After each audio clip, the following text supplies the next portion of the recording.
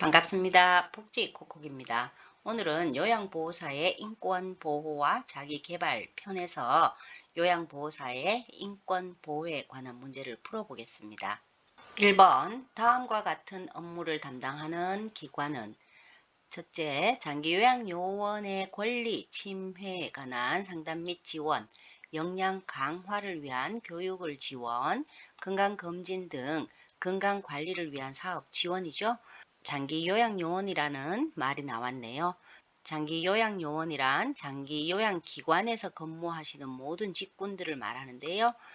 사회복지사, 또 요양보호사, 간호사와 같은 그러한 직군들입니다. 그래서 이러한 직군들을 위해서 존재하는 기관은 장기요양요원 지원센터인데요. 이 장기요양요원 지원센터는 2019년 12월 12일에 설립이 되었습니다. 정답 3번입니다. 2번, 요양시설에서 요양보호사가 인력 부족으로 인해서 점심시간에 교대 없이 어르신을 돌보는 경우 침해받은 권리는 1. 평등권, 2. 자유권, 3. 교육권, 4. 생명권, 5. 노동권인데 이 중에서 교육권과 생명권은 해당 사항이 없고요. 평등권은 고용의 형태라든가 연령, 성별, 학력, 출신 지역 및 종교 등에서 차별을 받지 않을 권리이고요. 자유권은 의견과 표현의 자유, 사상, 양심, 종교의 자유, 그리고 자유 및 신체의 안전에 대한 권리 보장입니다. 노동권은 휴식 및 여가를 누릴 권리, 노동시간의 합리적인 제한, 노동과 관련한 의견을 자유롭게 표현할 권리, 또 동등한 노동에 대한 동등한 보수의 보장, 공정하고 유리한 노동 조건 확보의 보장입니다. 이 경우 노동시간에 합리적으로 제한을 해야 되는데 보장이 되지 않아서 정답 5번에 해당하겠습니다. 정답 5번입니다. 3번, 근로자의 기본적 생활을 보장 향상하며 균형 있는 국민 경제 발전에 기여하는 것을 목적으로 하는 법, 근로기준법이죠. 근로기준법은 근로자가 근로를 하게 되면 급여를 받잖아요. 그렇기 때문에 기본적인 생활을 보장하게 되고요. 또 국민 경제의 발전에 기여합니다. 정답 2번입니다. 4번, 다음과 같은 상황에서 요양보호사의 권리를 보장하는 법은 대상자에게 폭언 및 신체폭력의 위협을 받은 요양보호사가 안전상의 이유로 업무를 중지했을 때 시설장은 해고나 불리한 처우를 하지 못한다. 1번 산업재해보상보험법. 이 산업재해보상보험법은 산업 현장에서 근로자가 재해를 당하는 것에 신속하고 공정하게 보상을 하기 위한 법이죠. 2번 근로기준법, 조금 전에 설명드렸죠. 근로기준법은 근로자의 기본적인 생활을 보장하고요. 그 다음에 균형 있는 국민 경제의 발전에 기여하는 법이라고 했습니다. 3번 산업안전보건법, 안전이라는 글자가 들어가져 있네요. 산업안전보건법은 산업재해를 예방하고 또 쾌적한 작업 환경을 조성해서 근로자의 안전과 보건을 증진하는 것이 그 목적으로 폭력의 위협을 받은 요양보호사잖아요. 안전을 지키기 위해서 업무를 중진했다면 산업안전보건법에 의해서 보호를 받은 경우라고 할 수 있습니다. 국민건강보험법 아니고요. 노인장기요양보험법 아닙니다. 우리 요양보호사 선생님들을 지켜주는 법은 산업재해보상보험법, 그리고 근로기준법, 산업안전보건법인데 여기에서 안전상의 이유이기 때문에 산업안전보건법 이렇게 외워두시면 되겠습니다. 정답 3번입니다.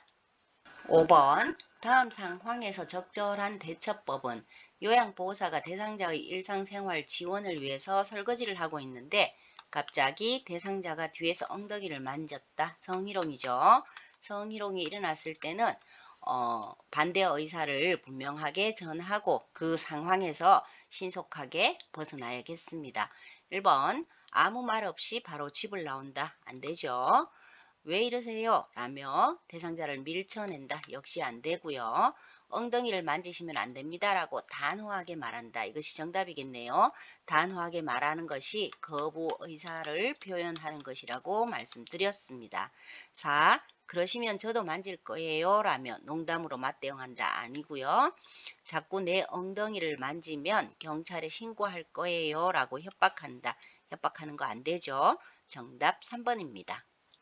6번 다음 중 시각적 성희롱에 해당하는 행위. 시각적이라고 하면 내가 보기 싫어도 보게 하는 그러한 행위죠. 1. 성적 관계를 강요한다. 언어적 성희롱에 해당하고요. 야한 농담 역시 말이기 때문에 언어적 성희롱이고요. 특정 신체 부위를 고의적으로 노출한다. 그렇죠. 고의적으로 노출해서 내가 보기 싫어도 보게 했기 때문에 시각적인 성희롱에 해당하는데 옛날에 바바리맨 생각하시면 되겠습니다. 자, 전화할 때 음란한 내용의 말을 한다. 역시 언어적이고요. 5번 옆에 앉아 신체의 일부를 밀착한다. 이것은 육체적인 성희롱에 해당합니다. 정답 3번입니다. 7번 다음 중 언어적 성희롱에 해당하는 행위, 말로써 하는 성희롱이죠. 1. 회식 자리 등에서 옆에 앉아 술을 따르라고 한다. 정답이겠네요. 말로 했습니다. 2. 입맞춤, 퐁, 뒤에서 껴안기는 육체적인 성희롱이고요. 가슴, 엉덩이 등을 만지는 행위 역시 육체적인 성희롱이고요. 안마나 애무를 강요하는 행위 역시 육체적인 성희롱에 해당하고요. 음란한 사진을 보여주는 행위는 시각적인 성희롱이 되겠습니다. 정답 1번입니다. 8번 요양보호사가 대상자로부터 성희롱을 당했을 때 장기요양기관의 대처 방법은 장기요양기관에서 대처하는 방법을 묻고 있습니다. 1번 2년에 한 번씩 성희롱 예방교육을 실시한다. 아니죠. 성희롱 예방교육은 1년에 한 번씩 실시를 해야 하고요. 피해 요양보호사의 업무를 주방보조로 교체한다. 안 되죠. 피해자에게 원하지 않는 업무 배치로 불이익을 주어서는 안 되겠습니다. 3.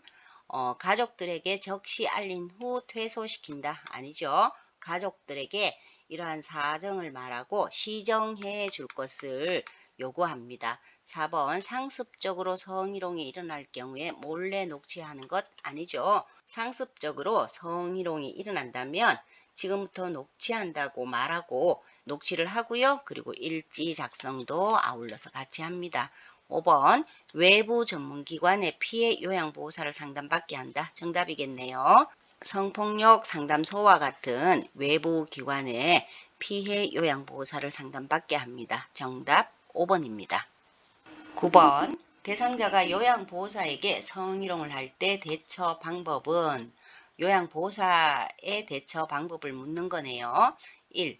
대상자에게 감정적으로 대응하셔서는 안 되죠. 2. 피해 사실을 혼자만 알고 있는다. 아니죠. 성희롱이 일어났을 때는 적극적으로 대처를 하셔야 합니다.